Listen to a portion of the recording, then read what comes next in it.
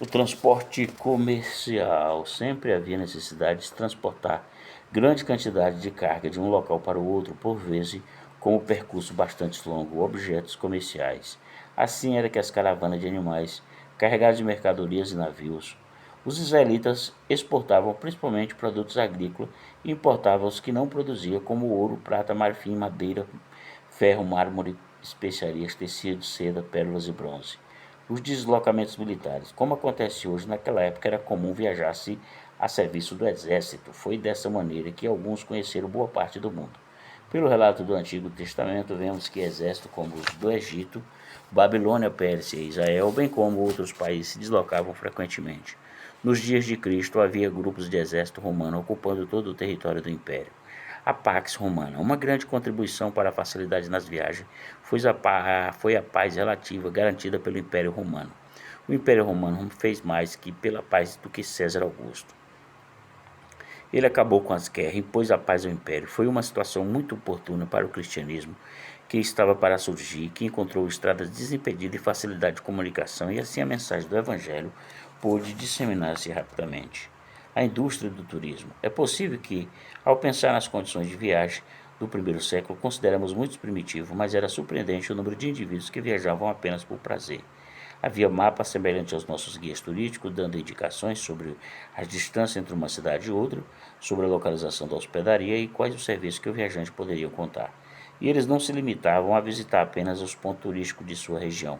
Era possível ir à África, Espanha, Egito, Alemanha, Escandinávia e até a China.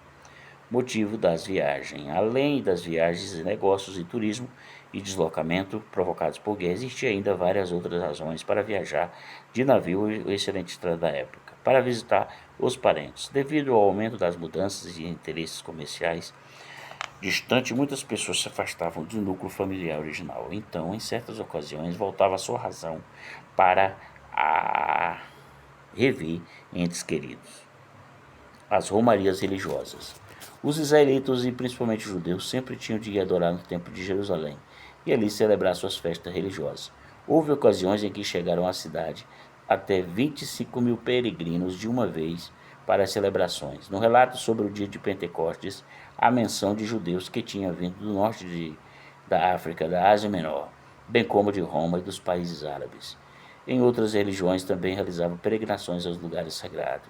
Competições esportivas. As competições esportivas tinham se tornado muito populares e tanto os atletas como os espectadores se dispunham a viajar grandes distâncias para participar e assistir. O grande número de forasteiros que afluíam para a cidade de Corinto era explicado, em uma parte, pela atração dos jogos da cidade. Alguns atletas estavam sempre se deslocando de um lugar para o outro para participar dos jogos. Estudos. Algumas cidades eram conhecidas como grandes centros do saber. Houve Onde houvesse um filósofo, um grupo de mestres ou uma escola famosa, para lá fluiriam estudantes vindo de locais distantes. Tratamento médico. Algumas cidades tinham a fama de oferecer cura para certas enfermidades, o que atraía para ela milhares de enfermos. Viagens de negócio. O mundo dos negócios tinha um colorido internacional. Enquanto alguns trabalhadores, artesãos, executivos que saíam numa cidade, outros estavam sempre atravessando fronteiras com o objetivo de aumentar sua fortuna ou fama. Nos dias de Salomão, por exemplo, vieram pedreiros de Tiro para edificar o templo. Nos dias de Cristo estava aumentando muito a demanda no setor de construções. Os santuários, os templos e outros edifícios de grande porte às vezes exigiam que se chamassem artífices ou de outros lugares que poderiam permanecer longos períodos ao local de trabalho. O sistema postal. O sistema postal surgiu das dificuldades naturais de controlar um vasto império e da necessidade de estimular o comércio. O primeiro sistema postal que se tem notícia, ao que parece, foi criado por Dario I, o rei da Pérsia. E durante muitos séculos houve apenas o correio governamental que atendia só o governo. O povo não utilizava desse serviço ou então só fazia em pequena escala. Mas sempre havia viajantes que se dispunham a levar consigo as cartas de amigo, e desse modo havia uma circulação boa de correspondência. As cartas escritas pelos apóstolos às igrejas e os indivíduos circulavam até com certas facilidades. Além daqueles que regularmente faziam esse serviço, podia-se contar também com os muitos cristãos que estavam sempre nas estradas ou navegando pelos mares devido à intensa atividade missionária. E os romanos, assim como os persas, também criaram seu sistema de correios montados, que iam de uma estação para outra. Muitas dessas estações eram utilizadas como pousada, mas a sua principal finalidade era servir como ponto de almoço, troca de animais para os correios. Hospedaria. O povo de Israel era conhecido por sua hospitalidade. Era muito comum os viajantes se hospedarem de casa de amigos, parentes e até desconhecidos. Contudo, a existência de estalagens públicas remonta a muitos séculos antes de Cristo.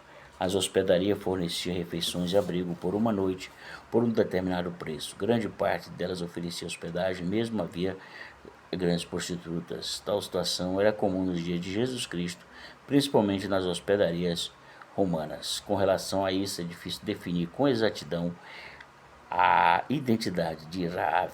Seria ela uma estaladeira ou também prostituta? É possível que sim, conforme Hebreus 11:31.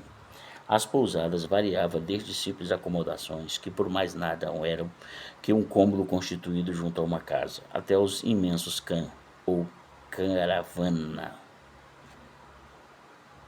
Esses últimos ofereciam todo tipo de serviço aos viajantes, como nossos modernos hotéis à beira das estradas. Muitos ficaram hospitalizados, localizados nos cruzamentos das vias mais transitadas. E além de cama, banho, alimentação e outros serviços para os viajantes, dispunha também de um lugar para o cuidado dos animais. Geralmente, as caravanas mais numerosas paravam nesses abrigos para pastagem à noite. Mas podia acontecer também uma hospedaria, em vez de ser um lugar de abrigo e descanso, na verdade ser um bordel ou até mesmo um covil de salteadores, que são chamados ladrões. E vez por outra, um viajante cansado era assaltado e morto no próprio lugar onde procurara o seu refúgio. Não se sabe ao certo que tipo de hospedaria era a de Belém, onde José e Maria procuraram um abrigo. Quanto à estalagem da estrada de Jericó, a que o bom samaritano se dirigiu, é possível que fosse uma construção grande, já que estava localizada numa área muito transitada.